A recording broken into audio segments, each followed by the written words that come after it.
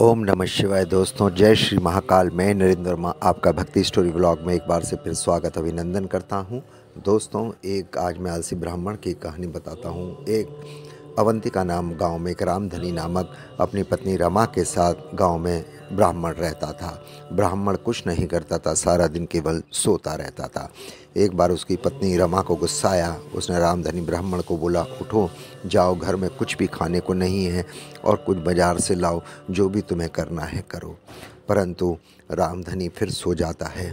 तब भोलेनाथ को पार्वती देखकर कहती है, भगवान, ये तुम्हारा भक्त कैसा है?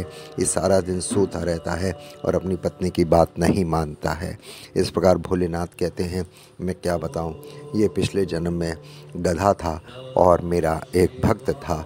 ये मंदिर के आगे बाहर बैठ के कुछ काम नहीं करता था, आलसी गधा था और सो जाता था। बस इसके यही पुण्य इसको इस जन्म में ब्राह्मण बना दिए हैं। और तब यमराज ने इसको ब्राह्मण का जीवन दिया मेरे कहने पर। इस प्रकार ये आलसी ब्राह्मण बन गया है। लेकिन देवी, तुम चिंता मत करो, मैं इसकी यथा दूर करूँगा।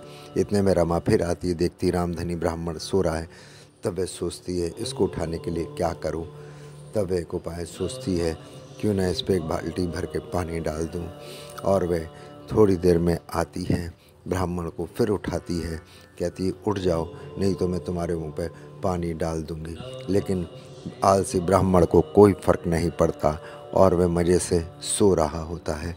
तब उसकी पत्नी परेशान होकर एक बाल्टी घर से उठाकर पानी लाती है और ब्राह्मण के ऊपर डाल देती है। तब आलसी ब्राह्मण तुरंत उठता है और अपनी पत्नी से बहस करने लगता है, गुस्सा होने लगता है कि तुम बार बार मेरे को तंग क्यों कर रही हो। एक सुनकर ब्राह्मण गुस्से में भोलेनाथ शंकर के मंदिर चला जाता है और वहाँ भोलेनाथ से ज़ोर ज़ोर से रोकर कहता है, प्रभु, मैं रोज़ रोज़ की चिक से तंग आ चुका हूँ, कुछ उपाय करो प्रभु, कुछ उपाय करो। तब भोलेनाथ उसकी करुणा व्यथा सुनकर प्रकट होते हैं और वह देखकर हैरान हो जाता है कि भोलेनाथ स्वयं प्रकट हो गए हैं। तब भोलेनाथ उससे वरदान मांगने के लिए कहते हैं। वो कहता है भोलेनाथ से, प्रभु, मुझे कोई कार्य न करना पड़े, ऐसा वरदान दो। तब भोलेनाथ सोच विचार करते हैं और उसको एक त्रिशूल देते हैं। कहते हैं, जो भी तुम इस त्रिशूल से बोलोगे ये वही कार्य करेगा और कार्य करके ही ये लौटेगा। यदि आपने इसको बीच में टोका तो त्रिशूल वापस मेरे पास आ जाएगा। ये ऐसी बातें सुनकर ब्राह्मण बहुत खुश होता है रामधनी, और भोलेनाथ से खुशी खुशी त्रिशूल लेता है। जब त्रिशूल भोलेनाथ उसको एक बार फिर चेतावनी देते हैं कि रामधनी, यदि तुमने इस त्रिशूल को टोका काम किए बिना तो ये त्रिशूल वापस मेरे पास आ जाएगा। और ये कहकर भोलेनाथ अदृश्य हो जाते हैं।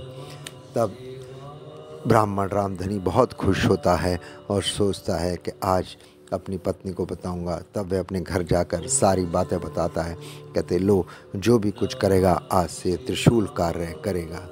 तब वह त्रिशूल को आदेश देता है कि जाओ सफाई करके आओ।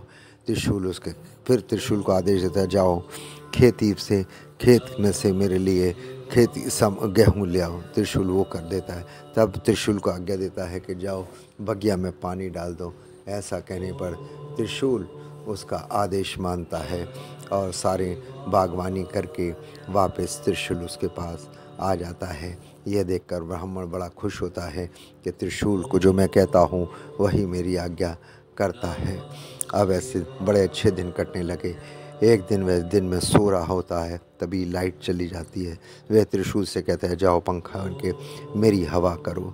ऐसा कहने पर त्रिशूल वही करता है और पंखे से उसकी हवा करता है जब तक बत्ती नहीं आती, जब तक, और आराम से वो सो रहा होता है। थोड़ी देर में देखता है कि लाइट आ जाती है और त्रिशूल अपना कार्य बंद कर देता है। ऐसा कहकर ब्राह्मण का जीवन बहुत सुखी से कटने लगा। एक दिन रामधनी ब्राह्मण को भूख लगी।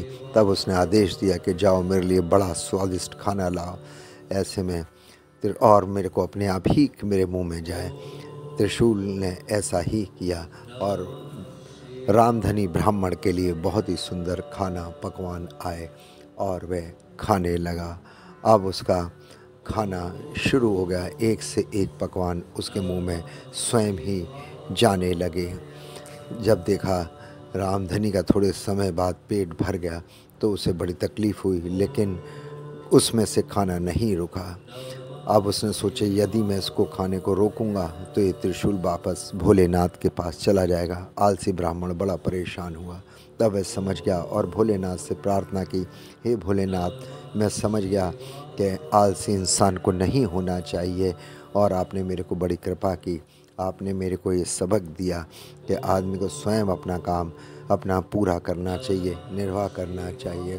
प्रभु मुझे अकल आ गई, मुझे क्षमा कर दो। प्लीज़ ब्लॉग को लाइक करें, सब्सक्राइब करें, शेयर करें, बेल आइकन